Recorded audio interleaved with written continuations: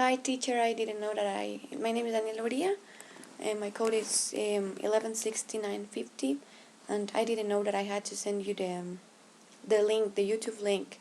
Right now I checked the D12, that's why I only sent you an email with a word activity. So, well, right now I will send you the video. So what I was checking about the video conference is that you were saying like kind of a grammatic part of knowing which ones were singular or plural, like to know how to make a sentence with a singular or a plural substantive. So, for example, in the first activity, it's identify the subject and select the correct form of the verb. So I think that it's very important here to determine the correct form of the verb will be determined depending on the subject. For example, if we have a singular subject, the verb has to be conjugated in the singular way. For example, I am in the first sentence. One of my classmates is from my country, El Salvador.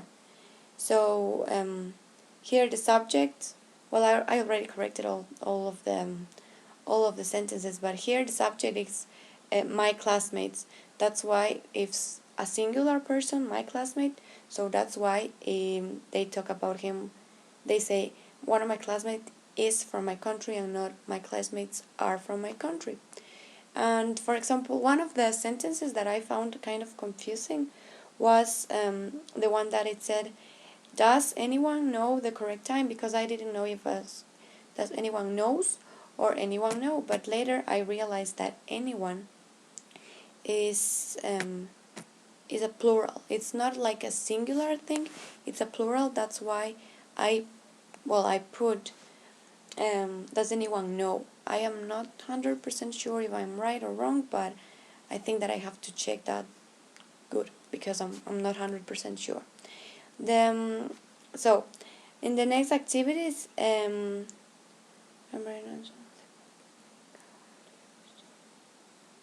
in the next activities, I think that it was also the same topic, like changing the way the verb is taking part in a sentence depending on the subject, if the subject is singular or plural. So, for example, in one of them, in the first one I put, and some of them are taking it over. On the sentences that I thought that were not correct and that I corrected, and some of them are taking it over. One of the youngest stars is Sergio Garcia, and both have ethnic backgrounds, because here they are not singular, they are plural, they are two persons. That's why it's both have, not has. And all of the three young golfers have a great future ahead of them.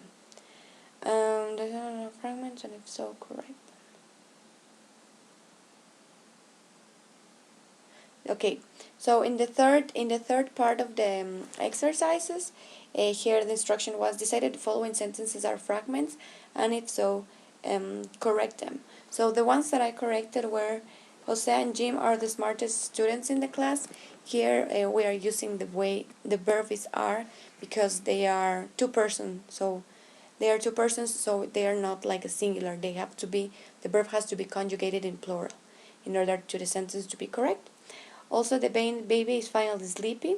Mr. Woodbury, our grammar teacher, is often late on Fridays. Here it also has an is. The verb is conjugated like is because Mr. Woodbury is a singular person, is one person, that's why it has to be conjugated as one individual. Then it is important for students to get to class on time. Here I was kind of confused too at the beginning, but then I realized that the students are also like a plural. Like I think that the main thing that I have a problem is when we use anyone, someone, these words that are not precisely singulars or plurals. So I think that maybe most of the people of the class may have a problem on this part. Well, I think that I have a problem on that, but I hope that my answers are right. In case they are not, I am sending you also the Word document, so you can check it out too. And yeah, I'm sorry for not attending the conference, but I am the one that sent you the email that I had to work on Friday, so I really couldn't do it. Like, I really couldn't. But I saw that the next video conference will be on Sunday, so I will be there for sure. And thank you for letting me do the video kind of later. And well, I hope that we can see us more regularly. Bye.